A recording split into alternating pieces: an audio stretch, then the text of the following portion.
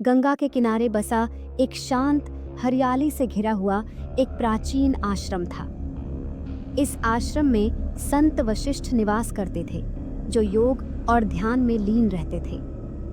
उनका कठोर ब्रह्मचर्य और आत्म संयम सभी के लिए आदर्श था।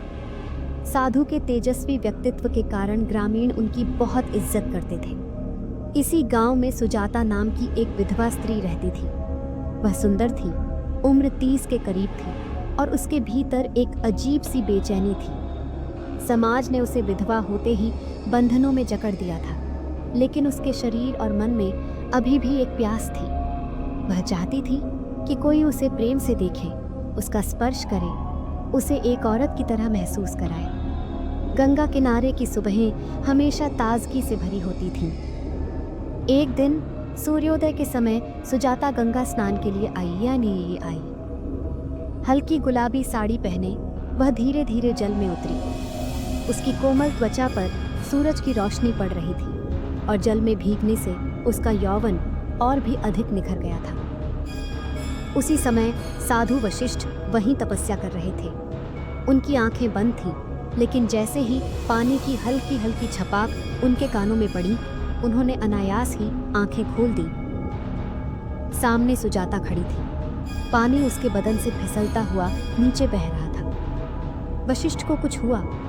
एक अजीब सा कंपन उनके शरीर में दौड़ गया। उन्होंने तुरंत अपनी आंखें बंद कर लीं, लेकिन अब ध्यान लगाना कठिन हो गया था। सुजाता ने देखा कि साधु उसे देख रहे थे। उसके भीतर एक अजीब सा एहसास हुआ। वह सोचने लगी, क्या साधु भी एक आम पुरुष की तरह महसूस कर सकते हैं? अब सुजाता अक्सर आश्रम जाने लगी, कभी भिक्षा देने के बहाने, कभी किसी धार्मिक कार्य का प्रश्न पूछने के लिए। साधु वशिष्ठ को समझ में नहीं आ रहा था कि वह क्यों हर दिन उसे देखने के लिए व्याकुल हो जाते हैं। एक दिन बारिश हो रही थी। सुजाता गीली साड़ी में भीगती हुई आश्रम पहुंची। उसके वस्त्र उसके शरीर से चिपक गए थे और उसका बदन स्पष्ट दिख रहा था। साधु वशिष्ठ ने उसे देखा और पहली बार उनका मन भटक गया। आप अंदर आइए, उन्होंने धीरे से कहा। सुजाता आश्रम में आई। उसके शरीर से पानी टपक रहा था। साधु ने एक सूखा कपड़ा लाकर दिया और कहा, इसे ले लो, अन्यथा तुम बीमार हो जाओगी। सुजाता ने कपड़ा लिया, लेकिन उसकी आंखों में एक अजीब सी चमक थी। उसने धीरे से कहा, आप भी तो भीगे हैं, आपको भी बदलना चाहिए। साधु चौंक गए। उन्होंने सुजाता की ओर देखा। उसकी आंखों में एक प्यास थी, एक अनकही इच्छा।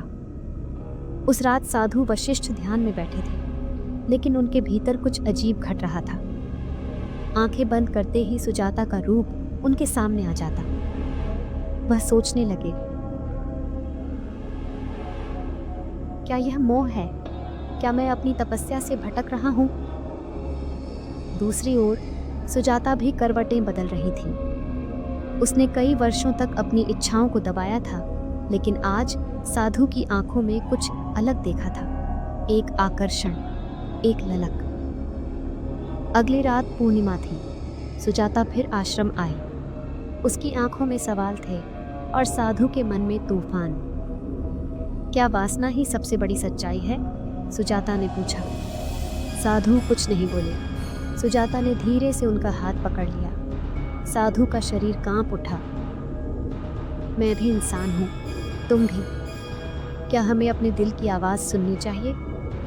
साधु के भीतर एक क्षण को वासना की ज्वाला भड़की, लेकिन अगले ही क्षण उन्होंने गहरी सांस ली और कहा, यह एक मृत तृष्णा है, मैं अपने मार्ग से नहीं भटक सकता।